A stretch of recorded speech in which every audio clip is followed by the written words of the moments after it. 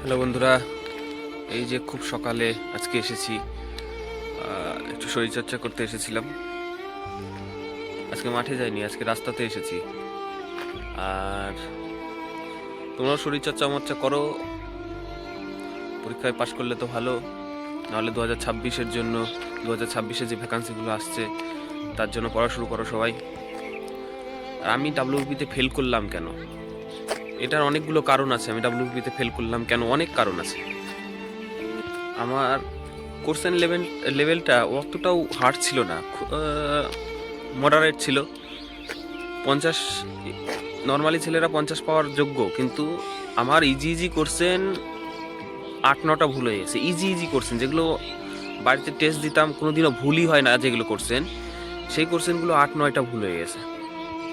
তার উপরে আবার আমি যে দুটো অ্যান্সার করেছিলাম পিআরবির তরফ থেকে, যে 3টা কোশ্চেন ক্যান্সেল করা হয়েছে, তার 2টা কোশ্চেন আমার ক্যান্সেল হয়ে গেছে। 2টা কোশ্চেন মানে নাম্বার দেয়নি ওই 2টা নাম্বারে। আর একটা কোশ্চেন এমন ছিল যে ওই কোশ্চেনটা করেছি কিন্তু ওই কোশ্চেনটার নাম্বার দেয়নি। এরকম আমার 3টা কোশ্চেন ভুল হয়ে গেছে। তারপরেও আমি 38 পেয়েছি।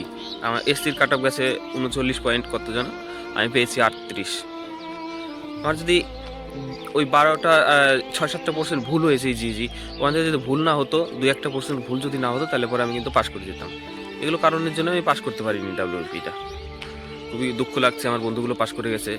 কপাল খারাপ, বুঝতেই পারছো, কারণ এদিকে 7-8টা ভুল হয়ে গেছে, তার উপরে আবার পিআরবির তরফ থেকে 3টা কোশ্চেন ভুল দিয়েছে। এই হচ্ছে ঘটনা। এই মাঠে আগে অনেক ছেলেমেয়েরা দৌড়াতে আসতো, এখন আসে না। রাস্তা ফাঁকা, 2-1জন লোকজন হাঁটাহাঁটি করছে, আর কেউ নেই। ফেল করেছি, ফেল মানুষের জীবনে আসবেই।